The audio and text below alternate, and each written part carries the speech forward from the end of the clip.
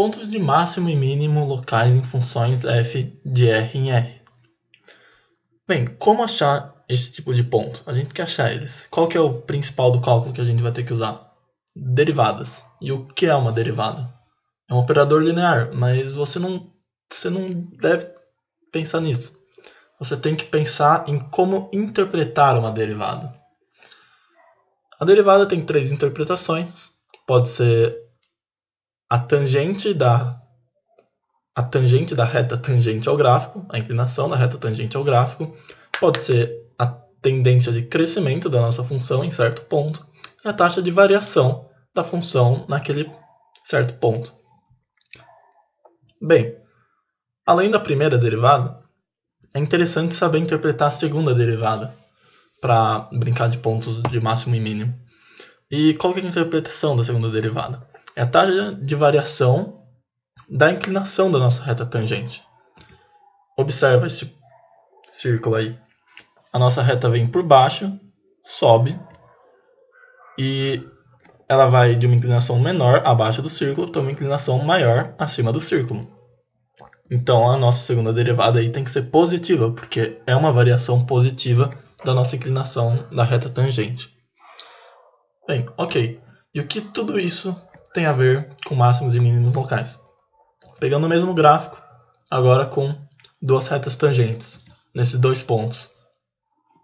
São pontos de máximo e mínimo, claramente, a gente consegue ver. E as retas tangentes aos dois, o que tem em comum? Elas são horizontais. A inclinação delas, a tangente delas é zero. Então, chamando os pontos x1 e x2, a derivada em x1 é igual a derivada em x2 é igual a zero. Bem, só que às vezes a gente não tem o gráfico. Oh, sumiu, voltou. Então a gente tem que buscar esses pontos que dão o nosso valor da primeira derivada igual a zero. Só que máximos e mínimos implicam isso, mas não necessariamente isso implica que serão máximos ou mínimos. Então, que tipo de ponto a gente está achando quando a gente acha isso? A gente está achando pontos críticos, que são máximos, mínimos, ou pontos de inflexão, ou pontos de Sella.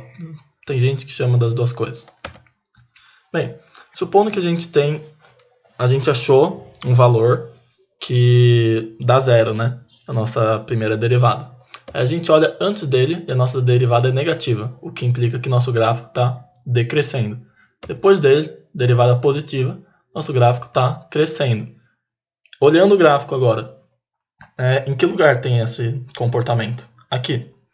Então, isso quer dizer que o nosso ponto C, por ter esse comportamento de decresce, estável e cresce, é um ponto de mínimo.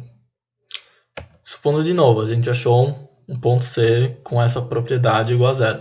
Aí a gente olha os valores de x próximo dele, mas antes dele, a nossa derivada está positiva. Então, nosso gráfico é crescente.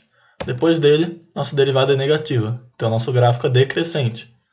Olhando o gráfico, é essa região aí que tem esse comportamento. Cresce, estável, decresce. Caracteriza necessariamente um ponto de máximo. Ok, perceba que é importante. Ocorreu a mudança, né? Tanto em máximo quanto em mínimo. Mínimo decresce e depois muda para cresce. Máximo cresce e depois muda para decresce. Agora, o ponto de inflexão, esse é o gráfico do fx igual a x ao cubo, clássico. Perceba que em zero a gente tem aquela tangente horizontal, tranquilo. Só que antes de zero, o nosso gráfico cresce e depois de zero, o nosso gráfico ainda cresce. Não tem aquela mudança de crescimento. Mas ele muda alguma coisa, se você prestar atenção. Ele está mudando a concavidade da nossa função. Antes, a nossa função é côncava, depois a nossa função é convexa. E se a gente sabe que um ponto é ponto de inflexão, o que mais a gente pode falar sobre ele? A gente pode falar que a segunda derivada dele é igual a zero. Porque a segunda derivada, ela trata da variação da inclinação da reta tangente. Ela acaba moldando essas formas convexas ou côncavas. Mas cuidado com a reciprocidade. Se a segunda derivada é igual a zero, não necessariamente é um ponto de inflexão, mas se é ponto de inflexão, a segunda derivada é zero. Só vale uma via, né? Você não pode voltar. Bem, ok. Você não gosta de analisar esses crescimentos e decrescimento. Eu gosto, mas se você não gosta, existe o teste da segunda derivada. Você calcula a segunda derivada e você olha no gráfico. Vamos olhar essa parte da esquerda. E da esquerda para a direita, claro, né? Olha, a nossa reta tangente, a inclinação dela está diminuindo. Então a segunda derivada é negativa. Se a gente tem um ponto crítico e a segunda derivada nesse ponto é negativa, a gente tem um ponto de máximo. Olhando aqui de novo. Se a gente tem... Aqui é o contrário. A nossa reta subindo nesse intervalo. Isso quer dizer que a nossa segunda derivada é positiva. E a nossa primeira derivada, sendo um ponto crítico, se a gente tem essas duas condições, isso caracteriza um ponto de mínimo. Ok, ficou muita coisa talvez. Mas então vamos fazer um fluxograma, um resumão aqui. Para um x igual a c. A derivada dele existe e está definida? Não. Então C é ponto crítico. Sim. Então F'... Não, sim. A derivada é igual a zero? Não. Então C não é candidato a máximo ou mínimo.